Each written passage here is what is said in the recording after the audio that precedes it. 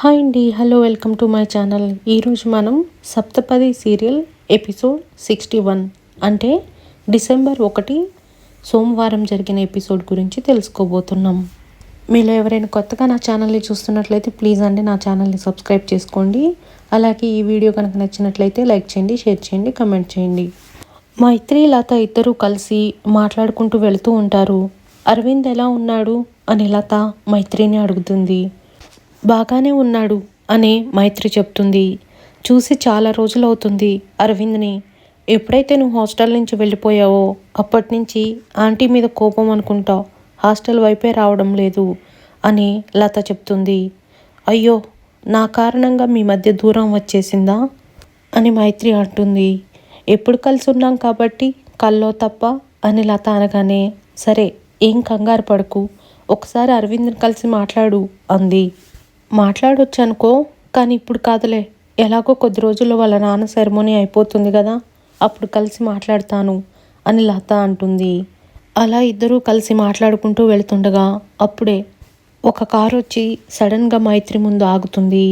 మైత్రి ఒక్కసారిగా భయపడుతుంది. తీరా చూస్తే కారులో నుంచి ఇంద్ర బయటకు దిగుతాడు. మైత్రిని చూసి హాయ్ బంగారం అంటూ మైత్రి దగ్గరకు వస్తాడు. అలాగే పక్కనున్న లతని చూసి పక్కకు వెళ్ళిపో అన్నట్టు వేలుతో సైగ చేస్తాడు. అలా లత వెళుతూ ఉండగా అప్పుడే మైత్రి లత చేయి పట్టుకుని ఆపుతుంది. నువ్వు పట్టుకోవాల్సింది తన చెయ్యి కాదు బంగారం, నా చెయ్యి, ఈ స్ట్రాంగ్ మ్యాన్ చెయ్యి, జీవితాంతం నిన్ను పట్టుకుని నడిపించే చెయ్యి అంటూ మైత్రి పట్టుకున్న లత చేతిని విడిపించబోతాడు. అప్పుడే మైత్రి ఇంద్ర చేతిని ఒక్క ఒడుపున ఇసిరి మళ్ళీ లత చేయి పట్టుకొని, ఈ చేయి భయంతో పట్టుకోలేను, ఇక్కడ ఏం జరిగినా సాక్ష్యం ఉంటుందని పట్టుకున్నాను అని చెప్తుంది. నన్ను కాదనుకొని నాకు ఎదురు తిరిగి ఒంటరిగా తిరగడానికి భయంగా అనిపించడం లేదా అని ఇంద్ర అడుగుతాడు. చీకొట్టిన వెంటపడి తిరగడానికి నీకు సిగ్గుగా లేదా అని మైత్రి అడుగుతుంది. చీకొట్టించుకున్నా కూడా నాకు సిగ్గు లేదని చెప్పడానికి అస్సలు సిగ్గుపడను అంటూ నవ్వుతాడు. అవును, మెళ్ళో తాళి తీసేసి ధైర్యంగా విచ్చలవిడిగా తిరుగుతున్నావు అంటే మెళ్ళో తాళి లేదని ఎవరు అడగరనుకుంటున్నావా? విచ్చలవిడిగా తిరగొచ్చు అనుకుంటున్నావా అని అంటాడు ఇంద్ర. ఎలాంటి మనిషికి అలాంటి ఆలోచనలే వస్తాయి అని మైత్రి అంటుంది. ఇంద్ర పక్కనే ఉన్న లత వైపు చూసి, హలో, భార్యాభర్తలు కలిసి మాట్లాడుకుంటున్నారు, పక్కనే ఉండి వినడానికి సిగ్గుగా లేదా అని అంటాడు. మనం భార్యాభర్తలం కాదని తనకు తెలుసు అని మైత్రి అంటుంది. నీ విషయాన్ని బాగానే పబ్లిసిటీ చేసుకుంటున్నావు అన్నమాట అంటాడు ఇంద్ర.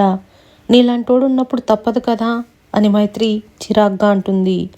అది సరే బంగారం, ఇప్పుడు నేను ఎందుకు వచ్చానంటే నాకు రాత్రి ఒక బ్రహ్మాండమైన కల వచ్చింది, దాని గురించి చెప్దామని వచ్చాను.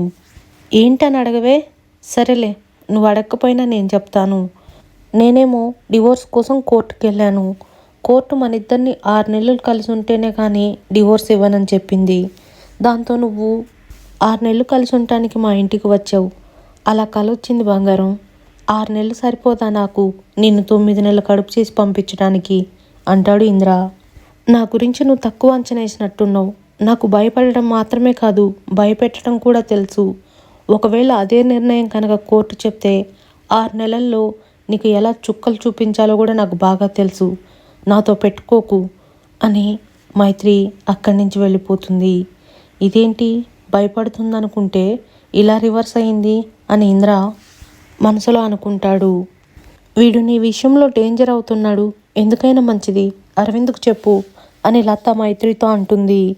ఇప్పటికే నా విషయంలో ఇన్వాల్వ్ అయ్యి అరవింద్ బ్లేమ్ అవుతున్నాడు, అందుకే అరవింద్కి చెప్పాలనుకోవట్లేను అంటుంది మైత్రి. మరేం చేద్దాం అనుకుంటున్నావు అని లత అడుగుతుంది. ఏమోనే, ఏం చేయాలో నాకు అర్థం కావడం లేదు అని మైత్రి చెప్తుంది.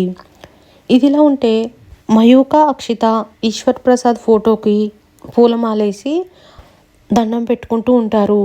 అప్పుడే పెద్ద కూతురు అంజలి వచ్చి పని మనిషితో వంటలన్నీ అయిపోయాయా, అన్నయ్య నిత్యకర్మ పూర్తి చేసుకొని వస్తున్నాడు, అన్నయ్యకు వడ్డించాలి అని అడుగుతుంది.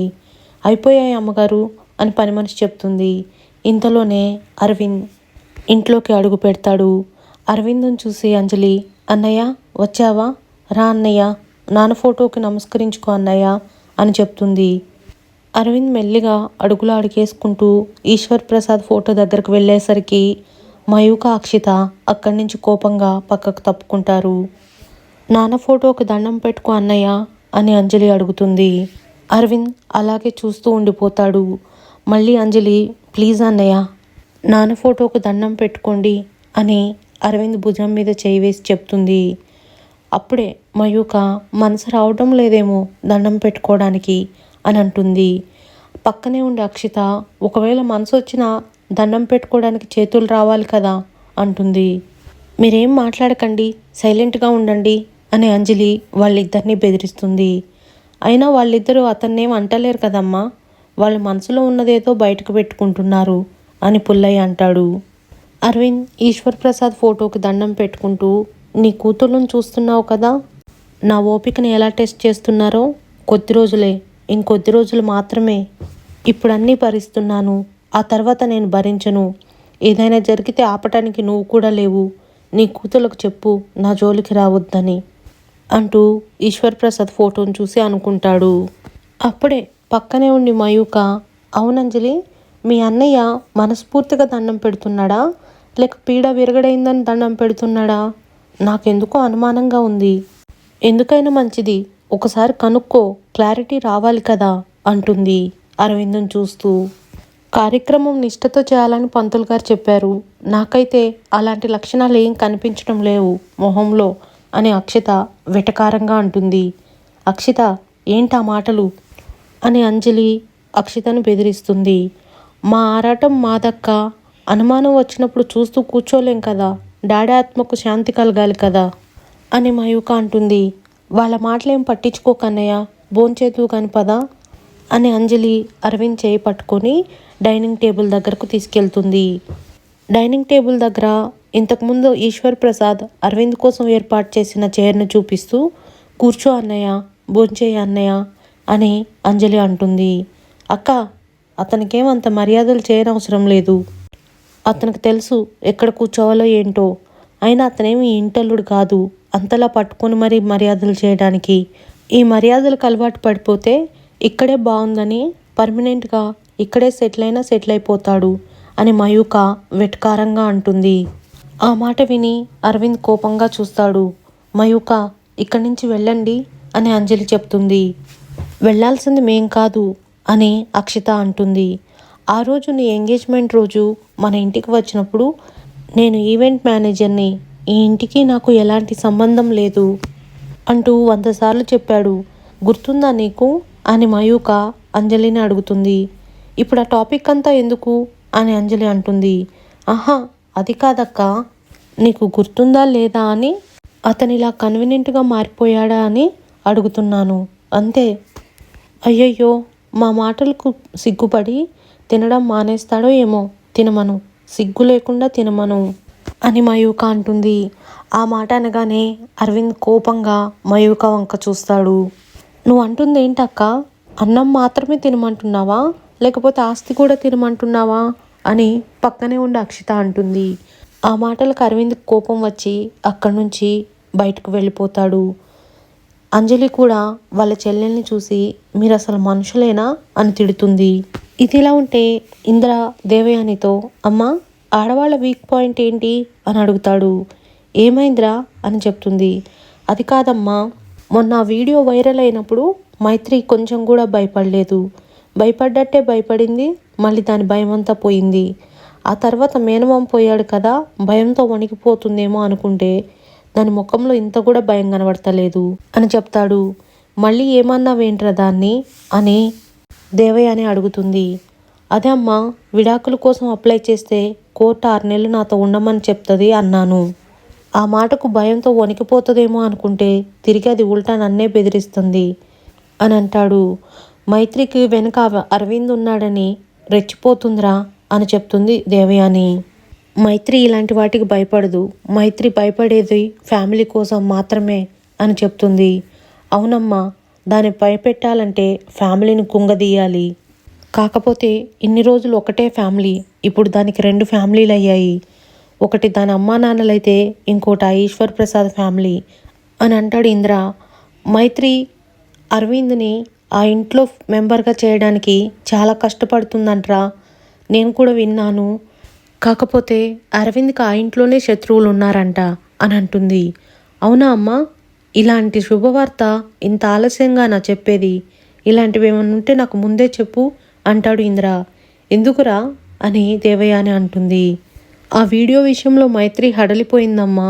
ఇప్పుడు ఆ ఇంట్లోనే అరవింద్ గారికి శత్రువులు ఉన్నారంటే ఇప్పుడు మనం అటువైపు నుంచి నరుక్కొద్దాం అంటాడు ఇంద్ర.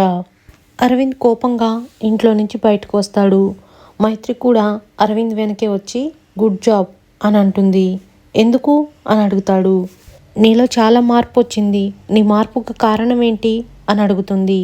నేనేం మారలే, నేను ఎప్పుడు అరవింద్ లాగే ఉన్నాను అంటాడు అరవింద్. లేదు, మామూలుగా అయితే మయూక అక్షిత చేసిన పనికి వాళ్ళ చెంప పగలగొట్టి ఉండేవాడివి, కానీ అంత చేసినా ఏం మాట్లాడకుండా సైలెంట్గా బయటకు వచ్చావు చూడు, నిజంగానే నీలో చాలా మార్పు వచ్చింది. నీ మార్పుకు కారణం ఏంటి బావగారు అని అడుగుతుంది. ఓయ్, ఏంటి బావగారు అంటున్నావు? నువ్వు నన్ను అరవింద్ అని పిలవాలి, నేను నిన్ను మైత్రి అని పిలవాలి. ఇదే మన మధ్య బాండింగ్ అంటాడు. సరే సరే, నీలో మార్పుకు కారణం ఏంటి అని మైత్రి మళ్ళీ అడుగుతుంది. నాలో మార్పు ఏం లేదు, ఎప్పట్లాగే ఉన్నాను. ఈ ఇంట్లో ఎవరిని చూసినా నా అరికాల నుంచి తల వరకు కోపం వస్తుంది అని చెప్తాడు. ఎందుకు అరవింద్ కోపం? దేవుడు కొత్త జీవితాన్ని ఇచ్చాడు, కొత్త మనుషుల్ని ఇచ్చాడు, మంచిగా వాళ్ళతో కలిసిపోయి మారిపోయి ఉండు అని మైత్రి అంటుంది. అంత లేదమ్మా, ఇదంతా మీ మావయ్య చేశాడు, సగం నిజం చెప్పి నాకు తలనొప్పులు తెచ్చిపెట్టాడు అని అంటాడు అరవింద్. సగం నిజమా? ఏంటా నిజం అని మైత్రి అడుగుతుంది. అదేంటి అలా నోరు జారాను అని మనసులో అనుకుని ఏం లేదు అని చెప్తాడు. లేదు అరవింద్, నువ్వేదో అంటున్నావు, మావయ్య ఏం చెప్పాడు నీకు? ఆ సగం నిజమేంటి అని అడుగుతుంది. ఏం లేదు, నాకేం చెప్పలేడు, నేను వెళ్తున్నా, నాకు పని ఉంది అని వెళ్ళిపోతుండగా మైత్రి అరవింద్ చేయి పట్టుకొని, చెప్పు అరవింద్, ఏంటా నిజం? మావయ్య నీకేం చెప్పాడు అని కంగారుగా అడుగుతుంది. వదిలేయొచ్చు కదా, ఎందుకు అంత మొండిపట్టు పడతావు అని అరవింద్ అంటాడు. సరే అరవింద్, మన ఫ్రెండ్షిప్ మీద నమ్మకం లేకపోతే నువ్వు చెప్పకు అని మైత్రి వెళ్ళిపోతుండగా అరవింద్ మైత్రి చేయి పట్టుకొని, ఆగు మైత్రి, దయచేసి ఇలా మాట్లాడకు, ఏదైనా కోపం ఉంటే తిట్టు, అంతేకాని నా ఫ్రెండ్షిప్ని అనుమానించకు అని అంటాడు. సారీ అరవింద్, సరే ఇప్పుడైనా విషయం ఏంటో చెప్తావా అని అడుగుతుంది. నేను ఇంట్లో ఉండడానికి కారణం, నా మార్పుకు కారణం ఏంటంటే నా చెల్లెలు అని అంటాడు అరవింద్. చెల్లెలేంటి? చెల్లెళ్ళు అనాలి, నీకు మొత్తం 3 చెల్లెళ్ళు అంటుంది మైత్రి. లేదు మైత్రి, నాకంటూ నా సొంత చెల్లెలు ఒకరున్నారు, ఈ ఇంట్లోనే ఉన్నారు. మీ మావయ్య ఆ రోజు పోతూ పోతూ సగం నిజం చెప్పి నన్ను బంధించేశాడు అని ఈశ్వర్ ప్రసాద్ చెప్పిన విషయమంతా అరవింద్ మైత్రితో చెప్తాడు. ఆ మాట విన్నాక మైత్రి షాక్ అవుతుంది. అదే పూర్తిగా నిజం చెప్పి ఉంటే, నా చెల్లెలెవరో నాకు తెలిసి ఉంటే ఈ పాటికి నా చెల్లెల్ని తీసుకొని ఇక్కడి నుంచి వెళ్ళిపోయేవాడిని. అలా చెప్పకుండా సగం నిజం మాత్రమే చెప్పాడు. నువ్వు అలా చేస్తావని తెలిసే మావయ్య నీకు పూర్తి నిజాన్ని చెప్పలేడు అరవింద్, ఇప్పుడైనా నీకు అర్థమవుతుందా అని మైత్రి అంటుంది. అలా చెప్పడం స్వార్థం కదా, ఒకప్పుడు స్వార్థం కోసం మా అమ్మను వాడుకున్నాడు, ఇప్పుడు నన్ను వాడుకున్నాడు అంటాడు అరవింద్. ఆ మాటకు మైత్రి నవ్వుతుంది. ఎందుకు నవ్వుతున్నావు అని అడుగుతాడు. నువ్వు ప్రాపర్గా మీ నాన్న అర్థం చేసుకోలేవు అరవింద్ అని మైత్రి అంటుంది. నేను ఆయన్ని అర్థం చేసుకోవడం కాదు, నువ్వు ప్రాపర్గా నన్ను అర్థం చేసుకోలేవు అంటాడు. ఎలాగైనా సరే వీలైనంత తొందరగా నా చెల్లెవరో కనిపెట్టి ఇక్కడి నుంచి తీసుకుని వెళ్ళిపోతా అని చెప్తాడు. ఎలా కనిపెడతావు అని మైత్రి అడుగుతుంది. ఎవరో ఒకరిని అడుగుతాను, ఎవరో ఒకరికి తెలిసే ఉంటుంది కదా, వాళ్ళ హెల్ప్ తీసుకుంటాను అని అంటాడు అరవింద్. అలా చెప్పేవాళ్ళే అయితే ఇన్ని రోజులు ఎందుకు ఆగుతారు, ఎప్పుడో చెప్పేవాళ్లే కదా అని మైత్రి అంటుంది. ఏదో ఒక విధంగా కనిపెడతాను అని అరవింద్ అంటాడు. ఆల్ ద బెస్ట్ అని మైత్రి చెప్తుంది. సరే, ఈ విషయాన్ని ఎవరికీ చెప్పకు, మన ఇద్దరి మధ్య ఉండాలి అని అంటాడు అరవింద్.